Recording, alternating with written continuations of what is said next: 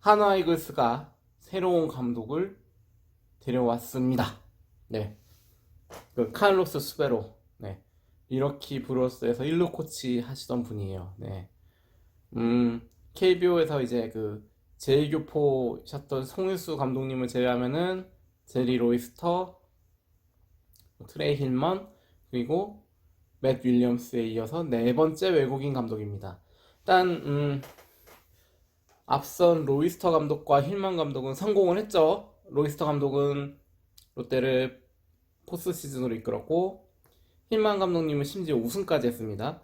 윌리엄스 감독 아직 계약 기간이 아직 끝나지 않았기 때문에 지금 평가는 이르다고 봅니다. 첫 시즌은 나쁘지 않았다고 봐요. 비록 포스트 시즌에 나가지는 못했지만, 네. 어쨌든 5할 승률 이상을 기록했고 꾸준히 경쟁할 수 있는 팀을 만들었다는 평가는 인정받아야 할 것 같습니다. 네. 좀 더 지켜봐야 한다. 아직 평가는 유보. 네. 하지만 시작은 나쁘지 않다. 수베로 감독은 그렇게 이렇게 이름이 잘 알려졌던 감독은 아닙니다. 네. 근데 사실 뭐 앞에 있었던 분들 이제 힐만 감독 같은 경우에는 류현진 선수랑 같은 다저스의 코치로 있었기 때문에 이제 팬들한테 많이 알려졌었고 또 뭐 일본 프로야구 감독 경력도 있었고요. 뭐 윌리엄스 감독이야 말할 것도 없죠. 근데 이제 수베로 감독은 뭐 메이저리그에서 감독 커리어가 있었던 것도 아니고 일단 뭐 선수 시절이 화려했던 것도 아니기 때문에 이제 한국 팬들에게는 잘 알려지지 않은 인물입니다. 그래서 좀 이분이 어떤 사람인가에 대해서 어떤 커리어를 거쳐왔나에 대해서 뭐 제가 오늘 아침에 이제 뭐 기사로도 소개를 했었지만 영상으로도 좀 소개를 해볼까 합니다. 네. 네, 일단 이분이 이제 현역 시절에는 메이저리그에서는 뛰지 못하셨어요. 네. 마이너리그에서만 이제 내야수로 뛰었습니다. 주로 이제 이루수 아니면 유격수, 이제 미들 인필더라고 하죠. 내야수로 5시즌 뛰었고 1997년 독립리그에서 뛴 것이 마지막 현역 생활이에요. 네. 그러니까 선수로서는 경력이 화려하지 않았지만 그 다음에 이제 97년에 마지막으로 뛰었는데 2년 만에 지도자 생활을 시작합니다. 자, 시작은 텍사스 레인저스였어요.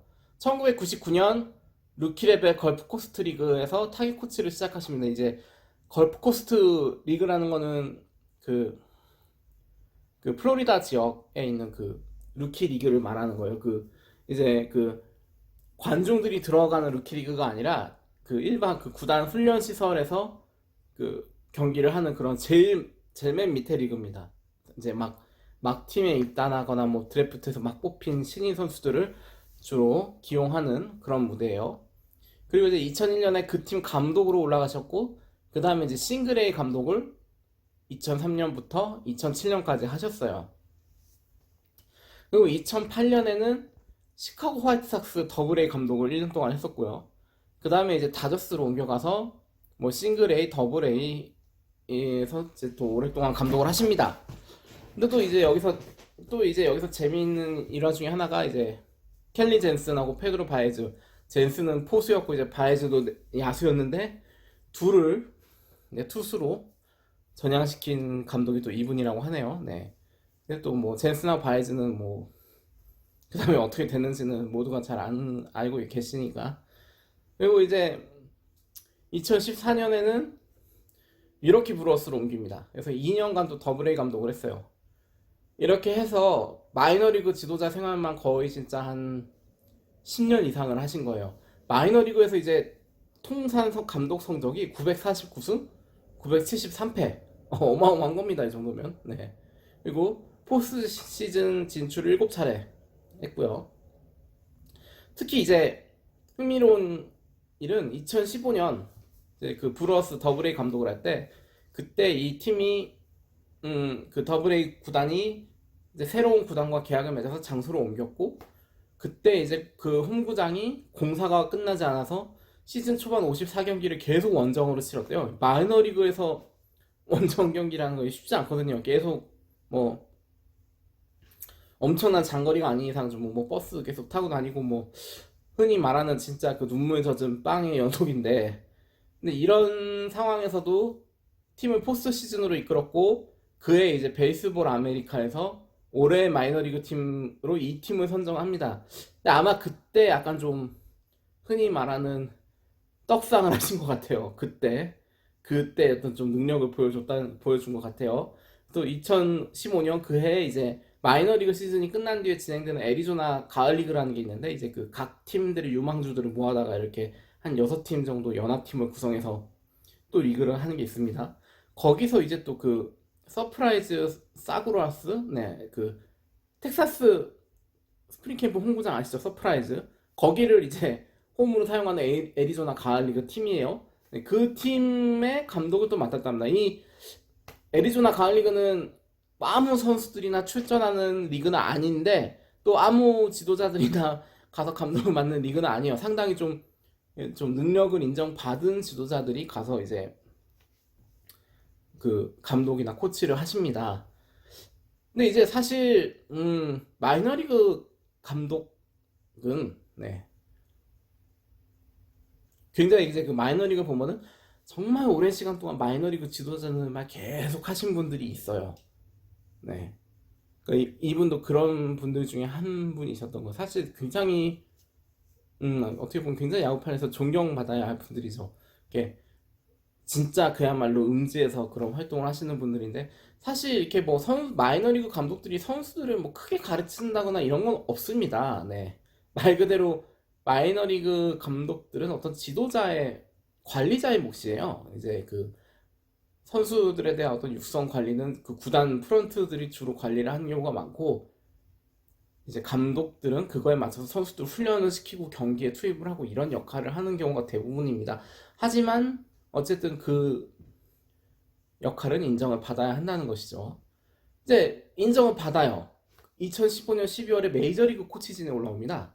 이제 그 미러키가 2015년 시즌 초반에 그 론 로니키 감독을 경질을 하고 크레이그 카운셀을 바로 감독으로 앉혀요. 그리고 이제 새로운 감독이 이제 새로운 코치진을 구성해서 2016 시즌부터 치르는데, 그때 이제 팀에 합류를 한 거죠. 그래서 이제 그 2016년부터 2019년까지 1루 코치로 하시면서 그 수비 코치를 함께 맡습니다. 이제 그 기간에 이제 미러키가 서서히 이게 성적이 계속 올라가요. 성적이 올라가다가 2018년 포스트 시즌 진출하고 그해 이제 챔피언십 시리즈까지 올라가죠. 네. 근데 이제 이 감독 이분이 2019년 마치고 갑자기 잘려요. 이제 코치진은 나머지는 다 그대로 간다 했는데 이분만 잘려요.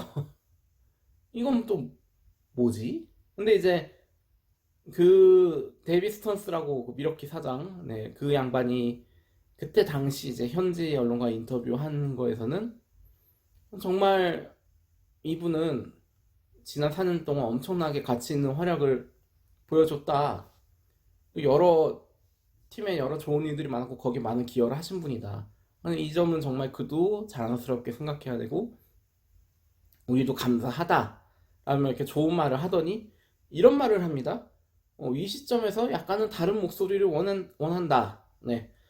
흔히 이제 다른 목소리를 원한다라는 표현은 이제 그 좀 이제 그 마음에 들지 않는 지도자들을 자를 때 이제 쓰는 표현인데, 뭐 주로 뭐 성적이 나쁘거나 뭐 약간 좀 그 어떤 구단 운영진과 생각이 맞지 않는 그 지도자들을 자를 때 약간 좀 쓰는 표현이에요. 근데 이제 그 외에는 이렇게 약간 좀 뭐 드러난 일은 없습니다. 그 뭐 한화 구단에서도 또 자체 검증을 했겠죠. 뭐 문제가 있는 인사는 아니라고 판단을 한 것 같습니다. 그렇기 때문에 이제 감독으로 데려가는 것일 거고요. 일단 이분이 나이가 젊어요. 48세?